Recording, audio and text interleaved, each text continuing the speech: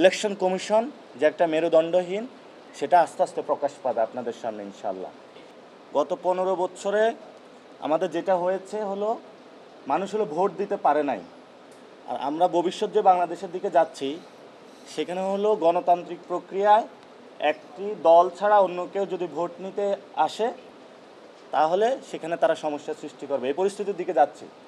Election commission এই পরিস্থিতির সৃষ্টির পায়তারা করছে।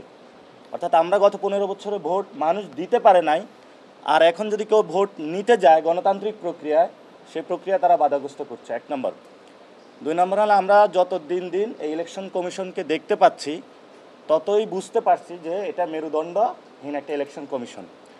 3 নম্বর জিনিস, একটা ইলেকশন কমিশন যে গণতান্ত্রিক প্রক্রিয়া বাংলাদেশকে নিয়ে যাওয়ার জন্য প্রতিষ্ঠান, কিন্তু আমরা এটাকে যতটুকু এখন পর্যবেক্ষণ করছি আরও ডে বাই ডে, সেটাতে আমরা দেখতে পাচ্ছি এটার অধিকাংশ অঙ্গ জুড়ে হলো সামরিক উর্দি পরা পোশাকে, এবং বাকি যতটুকু তারা আছে সেটা আবারই দলীয় পোশাকে আবৃত। এই জন্য আমরা গণতান্ত্রিক যারা আহত হয়েছিল, শহীদ হয়েছিল, ওনাদের একটা এজেন্স ছিল তো যে আমি ভোট দিতে পারি না, এই জন্য মাঠে আমি আন্দোলন করতে এসেছি। সে জায়গা থেকে তাদের দাবির প্রেক্ষিতেই কিন্তু আমরা গণতান্ত্রিক প্রক্রিয়ায় যাচ্ছি, এবং গণতান্ত্রিক প্রক্রিয়ার জন্য আমরা সাংবিধানিক যে প্রতিষ্ঠান রয়েছে, সেখানে ইলেকশন কমিশন একটা গুরুত্বপূর্ণ প্রতিষ্ঠান।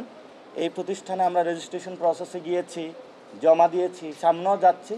তবে এটার কোথায় কোথায় সমস্যা, এটা জনগণের সামনে আমরা উদ্ঘাটন করতেছি, এবং জনগণের সামনেই আমাদের কাজের মধ্য দিয়ে ইলেকশন কমিশন যে একটা মেরুদণ্ডহীন, সেটা আস্তে আস্তে প্রকাশ পাবে আপনাদের সামনে ইনশাল্লাহ। এই সিদ্ধান্ত নেওয়ার জন্য আমরা আপাতত যে অবস্থায় আছি সেটা আমরা বলেছি যে ভোট গত 15 বছরে ভোট দিতে পারে নাই, এখনও ভোট নেওয়ার সিস্টেম নাই। যদি আমি ভোট নিতেই না পারি, জনগণ যদি আমাকে ভোট দিতে আসে আর আমাকে যদি বাধাগ্রস্ত করা হয় ভোট নেওয়ার জন্য, তো সেখানে যখন আমি বুঝবো আমাকে ভোট নিতে দিবে না, সেখানে গত 15 বছরে তো অনেকে ভোটে অংশগ্রহণ করে নাই। যদি আমাকে ভোট না দিতে দেয় তাহলে আমি কেন অংশগ্রহণ করব? কিন্তু এই প্রক্রিয়াটা এখনো এন্ডিং প্রসেসে আসে নাই। আমরা এটা তাদের প্রতিনিয়ত তাদের সাথে দেখা করছি, কথা বলছি, তাদের যে লুপহোলগুলো দেখিয়ে দিচ্ছি, তাদেরকে আমরা কারেকশনের সুযোগ দিচ্ছি। এটা আমরা অতীত বিভিন্ন জায়গায় যখন আন্দোলন করেছিলাম তখন আমরা সুযোগ দিয়েছিলাম যে আপনারা কারেকশন হন, আপনারা গুলি করবেন না। আর ইলেকশন কমিশন যদি সামরিক উর্দি পরে, দলীয় উর্দি পরে তার মেরুদণ্ড বিকিয়ে দিতে চায় এবং ভোট না দিতে চায়, তাহলে আমরা ফাইনালি হয়তো এই সিদ্ধান্তে যেতে আমরা বাধ্য হব। কিন্তু আমরা তাদেরকে এখনও সুযোগ দিচ্ছি, তাদের সে শুভোদয় হোক এবং গণতান্ত্রিক প্রক্রিয়া আসুক, ভোট নেওয়ার প্রসেস তারা শুরু করে বাংলাদেশকে গণতান্ত্রিক প্রক্রিয়ায় নিয়ে যাওয়ার জন্য তারা সচেষ্ট হোক।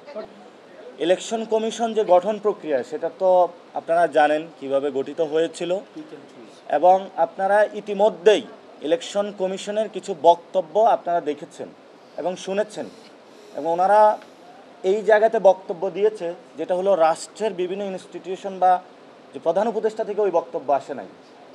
ওনারা এমন কিছু বক্তব্য দিয়েছে, বিতর্কিত বক্তব্য। তারপরে আমরা প্রবাসী ভোটিং রাইটস নিয়ে কথা বলেছিলাম, সেটা এখন একটা প্রক্রিয়াগত জায়গায় এসেছে।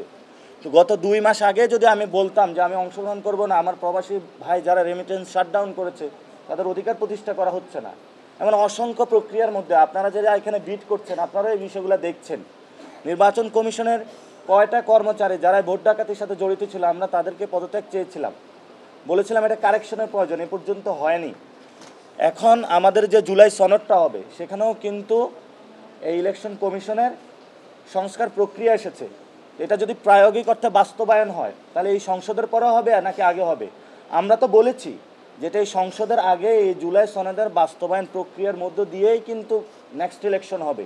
সো আমরা এই জিনিসগুলো ইন্ডিকেট করেছি, এবং আপনার যে প্রশ্নটি, ওনার যে বক্তব্য এসেছে, আমরা যখন ওনাদের কাছে রেজিস্ট্রেশন প্রক্রিয়া দাখিল করেছি, ওনাদের সাথে আমাদের যে প্রতীক নিয়ে যে কথাবার্তা হয়েছে, তারা যে এনলিস্টমেন্ট করেছে, এবং তারা এখনও যে সীমানা পুনরুদ্ধারণের যে প্রক্রিয়াগত জায়গায় আছে, তারা যে ভোটার লিস্টিং প্রসেসটা চালু করেছে, কমিশনগুলো বিভিন্ন জায়গায় তাদের যে রিটার্নিং অফিসার যে অদবদল করছে, এই বিষয়গুলো আপনারা যখন খোঁজ নেবেন, আপনাদের দায়িত্ব হলো জনগণের সামনে এই বিষয়গুলো উন্মোচন করা।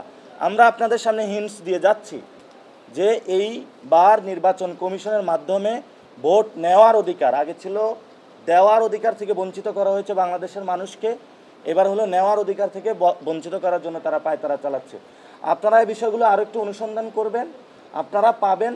আমরা এখনও ধৈর্য হারা হই নাই, যার জন্য আমরা স্পষ্টত ওই জায়গাটাতে যাচ্ছি না, আমরা অপশন বন্ধ করি নাই।